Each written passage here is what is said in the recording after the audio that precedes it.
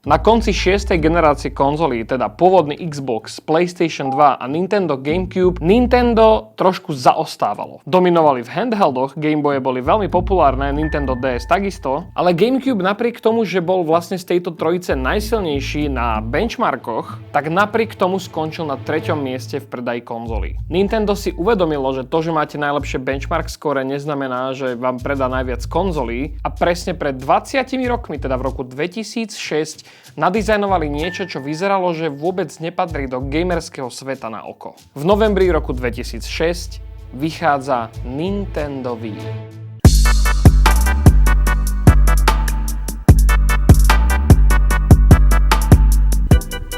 Atarashii Rimokon Nintendo Wii Rimokon. Toto video som sa rozhodol urobiť z toho dôvodu, že Nintendo Wii je moja prvá herná konzola na televízor, čo som v živote vlastnil. Všetci z môjho okolia mali PlayStationy, ale môj bratranec mal Nintendo Wii a keď ja som si prvýkrát skúsil na tom niečo zahrať, bolo to úplne iné, než čo som dovtedy skúšal u kamarátov. Mal si ovládač, ktorým si pohybovo ovládal hry, čo to je? Bol som tak hooked, že som k nemu skoro každý deň chodil čisto k tomu, aby sme hrali spolu Nintendo Wii a jedného dňa som uprosil mamku a keď som mal 9 alebo 10 rokov, tak bol pod stromčekom. A dokonca táto konzola Nintendo Wii 7. generáciu herných konzolí kompletne vyhrala, čo sa týka predajov. Vyše 100 miliónov kusov tejto konzole bolo predaných a vyhrala nad PlayStation 3 a Xbox 360. Ale ako je to možné? Čo Nintendo urobilo, aby sa toto stalo? Keď sa na to pozrieš, skutočne je to anomália. Nintendo na konci 6. generácie konzolí s ich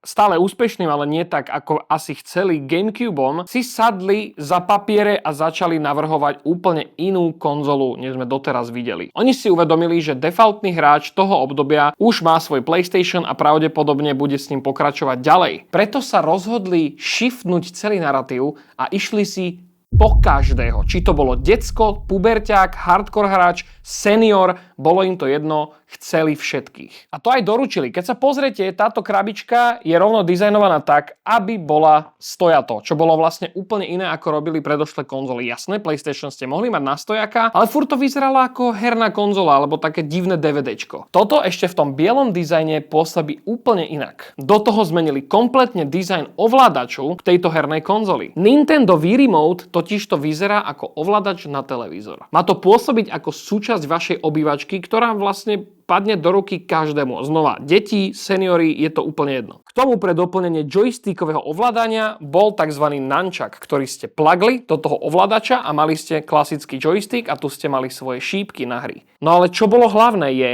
že už len základný ovládač toho dokázal strašne veľa. A to, čo všetko iba základný ovládač dokáže, vám pekne krásne ukázala hra, čo bola v balení a to bol Wii Sport.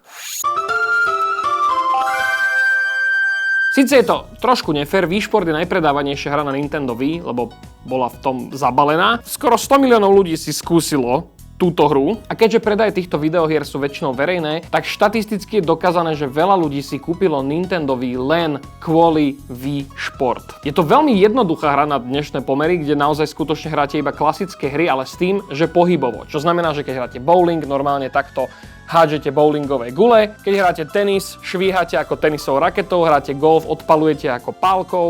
Chápeme pointu. Dokonca keď ste si pichli takto ten váš nunčak, tak aj on mal pohybový senzor, vďaka ktorému ste mohli takto boxovať a proste fajtiť.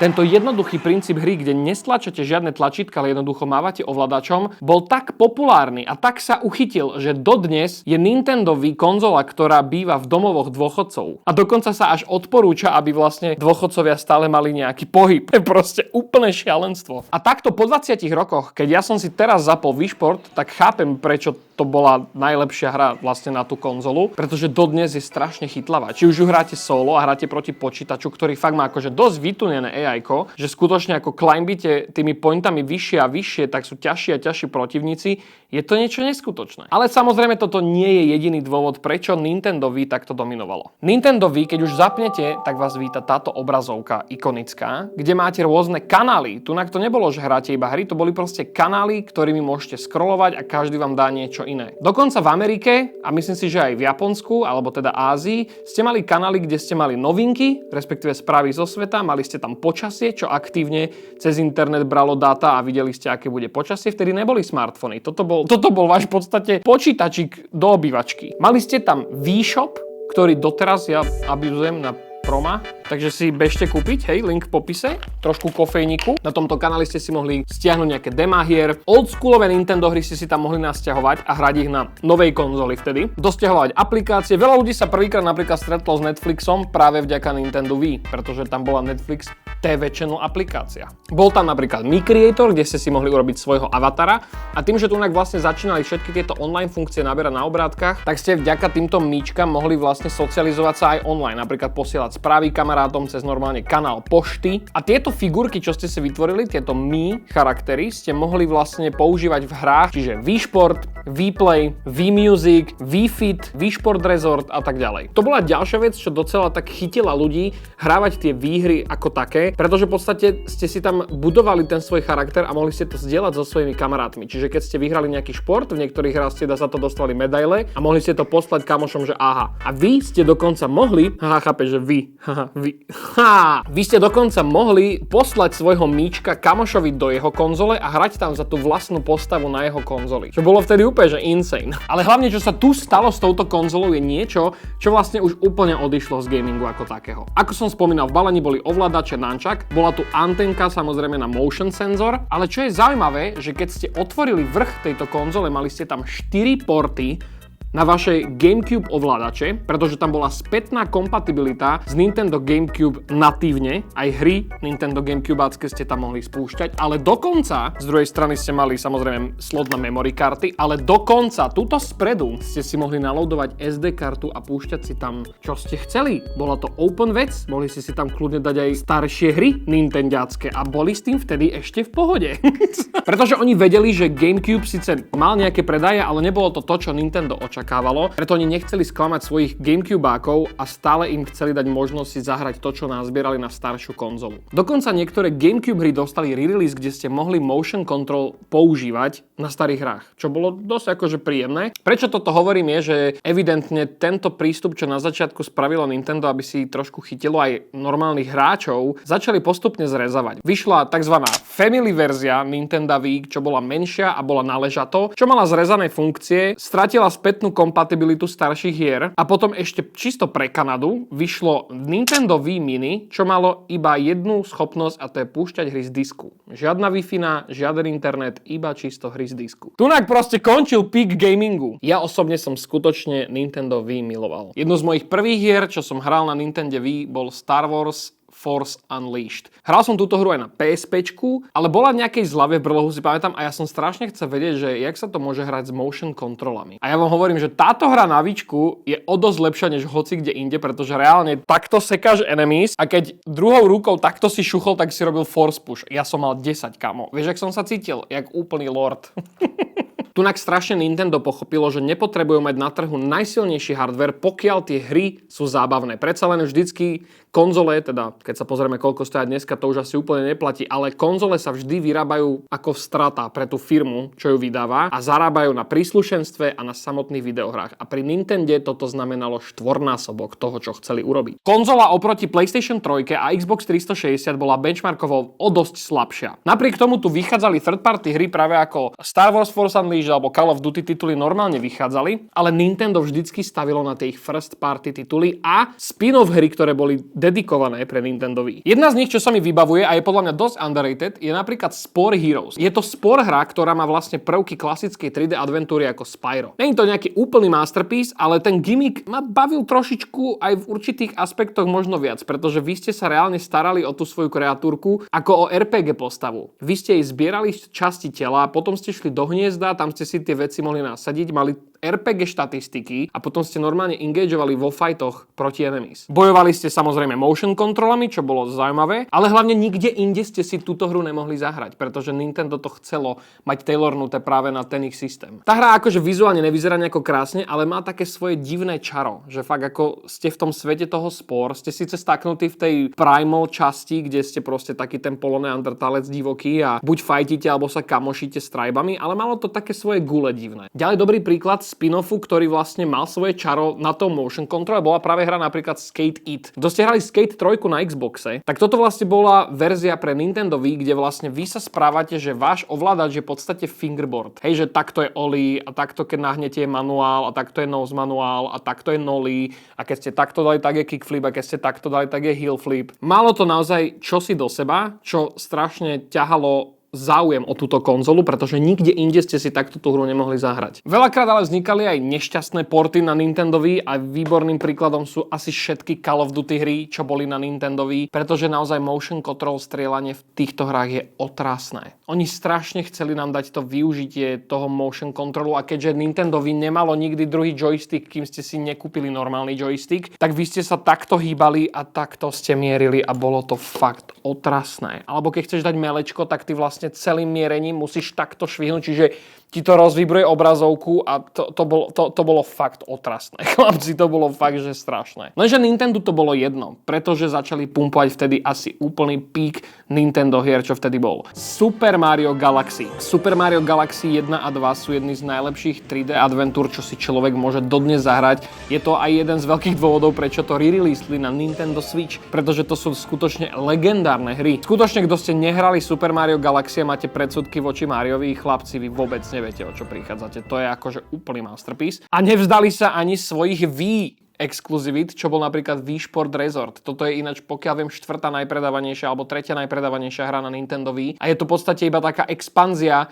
na váš Wii Sport. Totižto oni si uvedomili, že v podstate Víčko ešte trošku dokáže viacej a začali predávať Wii Sport Resort s týmto adaptérom, čo tu vidíte, preto je ten môj kontroler trošičku dlhší. Táto krabička je Motion Plus senzor, čo presnejšie vám bude trackovať váš pohyb a vydali k tomu Wii Sport Resort ako ukážku toho, čo to všetko dokáže. Vyšlo tu viacej hier, mali ste tu Sherman, wakeboarding, frisbee, lukostrelbu, basketbal a do toho znova repackageli golf, bowling a všetky tieto dobroty, pretože to bolo lepšie urobené. A toto sa stalo 3. alebo 4. najpredávanejšou hrou na Wii, pretože tie hry boli skvelé. Kámo, ja som sa teraz zasekol asi na 2 hodiny na ping-pongu.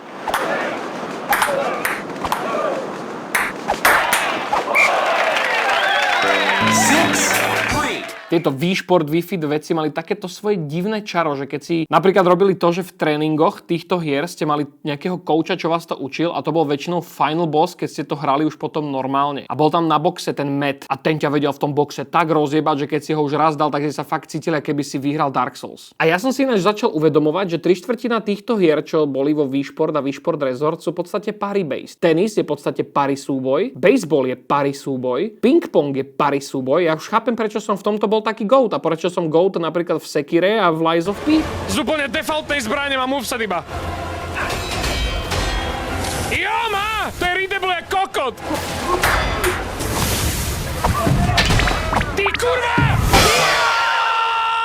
Keď sa vrátime k týmto first party titulom, oni vedeli, že vedia s touto konzolou tak variť, že vychádzal banger za bangerom. Mali sme tu Twilight Princess Legend of Zelda, čo je jedna z najobľúbenejších, čo vôbec je. Mali sme to Super Paper Mario, čo bol fakt ako tak strašne zvláštne divný Mario, ale zároveň tak cool, že ste hrali 2D aj 3D naraz. Najpredávanejšou hrou mimo Wii Sportu bol Mario Kart, čo v skutočnosti boli Mario Karty s motion kontrolami, kde ešte k tomu predávali tento volantík. Toto si sem fúkol, zacvakol a takto si hral Mario Kart. Toľko to ich predali len vďaka tomu. Ľudia sa stále vracajú k Mario Kart Wii ako najlepšej Mario Kart hre. Vy si myslíte, že som skončil s dusbami? Kamaráde, vy vôbec neviete. Super Smash Bros. Brawl. Áno, ja viem, keď niekto hrávate napríklad kompetitívnejšie Super Smash Bros. Hlavne proti svojim kamarátom. Toto není každého najobľúbenejší Super Smash. Lenže toto bol jediný, pokiaľ viem, Super Smash Bros. Čo mal dedikovaný story mode, teda adventure mode, kde ste mali úplne také divné príbehové blbosti, že kamo Samus fajti po boku s Pikachuom proti zlobe. Solid Snake a Sonic tam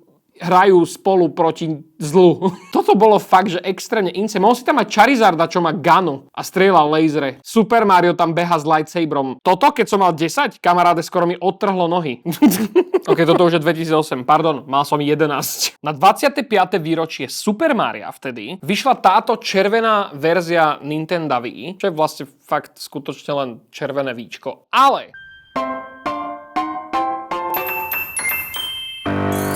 Super Mario Brothers. Whee! Mohli ste si zobrať 4 kamarátov a hrať klasických Super Mario Brothers. V podstate v novej grafike, ale s úplne tým istým princípom gameplayu, ako bol úplne pôvodný Mario. A ja vám hovorím, ja som túto hru prešiel toľkokrát, že to není ani zdravé. Doteraz mám 3 save file, ktoré už sú asi 6 krát resetnuté, lebo som to hral v kuse dokola. Toto bolo moje detstvo. Pri týchto hrách si možno hovoríte, jak sa to môže hrať na víčku, a to je to, že oni robili takú koninu, že ty si takto hral motion hry, ale keď si chytil takto ten ovládač, tak to bol klasický nintendiacký kontroler. Šípky, tlačítka a takto si hral Smash Bros, takto si hral Super Mario, čokoľvek, a dokonca Nintendo je známe ich accessories. Ty si z drátového ovládača v podstate, tým, že sa plugoval do Wii Remote, urobil v podstate bezdrátový ovládač. Ja som si kúpil tento ovládač za tvrdo ušetrené kapesné len kvôli Smash Bros, lebo si ho mohol hrať potom ako normálnu hru. Na tej konzole ti nič nechýbalo, rozumieš? Tam bolo všetko správne. Čo ale najviac ťahalo Nintendovi, boli práve tie party hry, čo môžete hrať s viacerými ľuďmi na jednej telke. 4 hráči vždycky si mohli spolu zahrať. Mario Party, Vplay, barzaké Monopoly hry, skurvený Rayman Raving Rabbids, čo vlastne je dôvod, prečo nemáme normálneho Raymana už dneska.